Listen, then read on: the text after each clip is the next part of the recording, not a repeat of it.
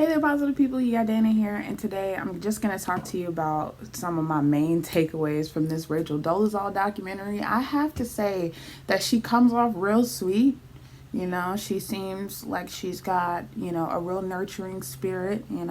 She seems to have, a kind heart and a heart for, public service. Obviously she worked a lot in social justice and, headed up the Spokane chapter of the NAACP and all this stuff. And, we know her story. Her parents exposed her as biologically white, and then all shit hit the fan. Her credibility was in question. But what's very interesting about her story is kind of the bigger background story about her, the timing of her being exposed and all of that. What I found really interesting were the dynamics in the household she grew up in, with her family being like sort of fundamental or sort of cult-like in their relationship with God and their belief of God. She mentioned how when she was born, her mother had a really difficult at-home birth with her, unlike her older brother who had like a very normal at-home birth. She mentioned the fact that like her mother, almost hemorrhaged to death having her, and from there it's like the seed was planted that Rachel's life was meant to be sort of harder. Couple that with the fact that as she got a little older, the family started to adopt black children because at the time where they were living in Montana, it was a lot faster to adopt black children than it was to adopt white children. She never really goes into detail about what led her parents to want to adopt several children. I don't know if there was maybe a need from her mother to want to nurture more children, or if it was for monetary gain, because people do get checks for adopting children, or fostering children rather. So that never really comes up in the documentary. But what I found very interesting was the fact that two of her like older black siblings, adoptive siblings, ended up in their older years either finding refuge with her. For example, her younger sister Esther, when she was 18, like packed all her shit up and had like Rachel come and get her. And, they shared this whole story of, sexual abuse in the home at the hands of their older brother, who, like I said, the family feels is perfect. And how they, the sister tried to go and press charges in Colorado. And because of the fact that, her star witness was Rachel, it made sense that the family discredit her name. What really irks me, though, is the fact that, yeah, you discredited her as not being a black woman, but that I don't think should negate the fact that we should be looking into and investigating whether or not your brother was a sexual predator if, two of the women in the household say that's the case. I'm never one of these people that wants to second guess, sexual abuse, molestation, all of those things. It's a touchy subject. So, when she brought that up, I felt for her, I really felt for her, especially because she came to bat for her sister. And in doing so, she not only opened herself up to ridicule behind the fact that she had been living this fraudulent life, but she totally ruined, her sister's case. And it ended up getting dropped in Colorado. As the documentary goes further on, we see Rachel doing hair, which, when I tell you, I was so triggered. Okay, first of all, Rachel, let's talk hair care for a second, baby girl. You have 1A hair, okay? You have fine white woman's hair. There's absolutely no reason you should be suffering from traction alopecia if you know anything about, heavy braids and what they can do to your edges. They'll eat them mugs up. I know a lot of people, they look at my edges and they go, well, girl, your edges is ate up. No, my hair is like 4Z. That's what my baby's hairs look like. Okay, they look like Beady Beats. Now, if I were somebody that was obsessed with like the look, I'd be braiding this hair. It's all long enough to braid. I'd be gripping this mug, and then I'd be all ate up in the front too. So I would much rather just rock the edge texture that I have so I can maintain, my hairline when I, do a updo or whatever, than to have my shit be ate up. It was so triggering to watch Rachel do hair. Okay, it was very like you need a lot of work. And for the women out there in Spokane that trust you with their hair, I really hope and pray that like you're not ripping at their hair and carrying on the way you did in that last scene where you were taking down your braids.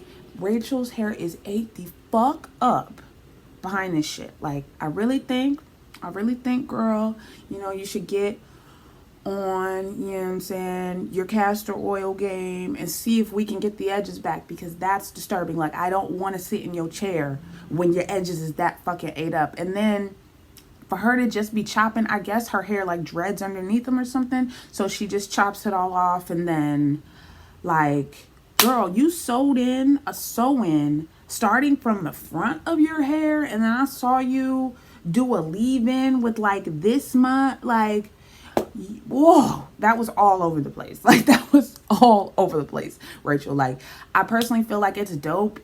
Like I said, I've never really too much had a problem with Rachel, because we see this all the time. We see this with, we can't pick and choose who we allow to be down. You know what I'm saying? Like my gripe with the fact that people go in on her so hard is because you allow so many other people like that to exist. Like we've allowed so many other people to, you know, put on the pseudo black uniform, and it isn't until they do or say something that really fucks with us that we say, nah, we not with that shit. I think black culture is in and of itself super inviting. Our music is inviting, our fashion is. And when I say inviting, I mean that like our shit's cool and people want to gravitate. And as a result, you find people, you know, take from, borrow, are inspired by, may swagger jack, may culturally appropriate from the culture, because the culture is so rich. It is so storied. It is a story that covers more than just the African continent. It's the Caribbean. It's South America. It's, you know, America. So, you know, I don't too much take offense to her at this point, because for me, my whole thing has always been, clearly Rachel is a pathological liar. Like that's a fact. You know what I'm saying? Say what you want to say about Rachel. You lied about your race. Okay. That's not up for debate. You've lied about your race on more than one occasion. You've used your race, or excuse me, you've used this fraud to ascend the ranks of the NAACP. And then on top of that, to add insult to injury, you were playing black, but you were playing black as like this Creole white passing black woman, playing into the tropes that we deal with as black women in like in our own community. You know what I'm saying? Like, of course, it had to be like a lily white black woman running the NAACP in Spokane. Like, why couldn't it have been a chocolate sister? You know, like, oh, the irony that Rachel was posing as black, but then had green eyes and no one checked in. You know what I'm saying? I do find it very interesting, though, that there were skeptics in the local community who didn't make a stink about it until, like I said, this whole sexual assault case with her sister Esther came along. That's really heartbreaking that that's what it took for motherfuckers to go, yeah, I actually have a problem with the fact that this white woman's posing as a black woman. I really feel like for Rachel's sake, she would thrive in a community of black people. Like, I honestly think if she moved her family to a black area, I don't think she'd be dealing with half of the hate that she's dealing with. I personally feel like right now she's playing martyr by staying in Spokane.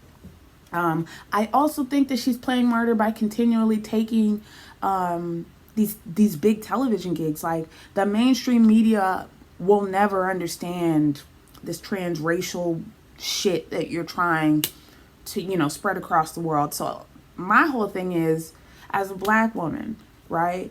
And as a black woman who, you know, cared about social justice and all that, why don't you take the little bit of an audience that you do have and use that, you know, use that toward things that you used to be involved in. Like, she spends a lot of time on social media. Maybe instead of, you know what I'm saying, telling people that someone knocked on your door and called you nigga, you know, you could, you know, use your platform for the things that, you know, made you proudest. I feel like Rachel will definitely be a lot less miserable the minute that she starts to be more accountable for what she did to get herself to this place. You're a fucking pariah because you lied. You know what I'm saying? And some people's lies, you know, people easily forgive. But I think the biggest difference with Rachel is you're waiting for white America to forgive you, when really and truly you need to make sure and hope and pray that black people will eventually accept you. I think that is the real divide. The real divide is white people ain't never going to accept you because the people you're trying to impersonate don't. I think that you can be a white mother to those black sons and be just as effective. I don't think you needed to, you know what I'm saying, put this uniform on to do that. I understand that you have a deep appreciation for the culture, and I respect that you have a deep appreciation for the culture, but you definitely come off as somebody who has a surface level understanding of how race relations work. And I say that because it's just like, you keep doing these television appearances and things like that, and I'm just like, who is that helping? Who is that honestly helping? You know, this all just seems very self-serving. And I just, again, like I said, I just got the vibe throughout that Rachel's living in this delusion. To her credit, I will say that, girl, you are living the black experience, because it's like people is dragging you behind this shit. I hope you get a thicker skin, though, because if this is who you want to be, then you should be living unapologetically. You shouldn't be putting your fucking head down. And for the sisters who showed up at the college when you were in the lecture hall and did the back and forth tandem on the things that you don't understand, that first girl, she talked a lot about things that you know, are a matter of personal opinion. But that second girl, you know, dealing with hating the color of your skin, dealing with, you know, hating your nose, hating your lips, all these things that society make you hate. Like, I hate to say it, you are that picture, Rachel. You are a constant reminder of, you know, racial inequity. Even in your leadership role at the NAACP, you was a lily white Creole looking, barely Creole looking, you know, white woman. You know, even if, let's say, for example, you were black, just based on the fact that you got them green eyes and that blonde hair, you know, those same black women who are giving you shit now for not being black would give you shit because you don't fit the norms as far as looks go, aesthetically. So, you know, the wigs and all that, you know, it is what it is. I don't know who your influences were, because wasn't nobody fooled by, you know, those 3A, 3B wigs you was rocking. And I just, like I said, it just all came off like a uniform. I think it's a good watch. Like I said, I watched it all the way through. There weren't too many dead spots in it. I did find myself, you know, really hurting for, you know, her 13-year-old son. He don't want to be in the spotlight. He doesn't want to be in the limelight. He wishes his mom would just chill. And I think for her son's sake, you know, chill. I think if nothing else, maybe, you know what I'm saying, sell your art online. Like, she's a gifted artist. She's, you know, a gifted artist. And, you know, obviously because of her affinity for black culture, African American culture, it shows a lot in her art, but her art is good. Like, you could be selling beautiful artwork, you know what I mean? Like, there are just other things you could be doing, Rachel, besides running up to every hilltop and every microphone that they let you have and screaming that I'm black and people got to get over that. And I didn't like the fact that I even heard Get Over It in that damn documentary. You know what I'm saying? People say white privilege doesn't exist when Rachel Dolezal is the personification of. So, I'm not mad at her. You know what I'm saying? I'm not mad at her. There's a chick over in Germany who, like, takes ingests something, and it's made all of her skin this gross shit brown color.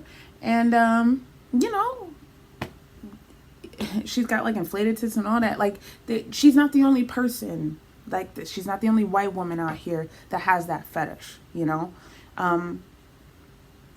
Yeah, that documentary was something else. And I just, like I said, hope for her son's sake, her black son's sake, that, yeah, she steps down on this shit. Like, you know, yeah. It was a watch. If you watched it, definitely let me know down in the comments what you thought about it. As always, I am going to ask that if you haven't already, hit the subscribe button and the bell for notifications on when I post. And as always, till later. Peace, positive people.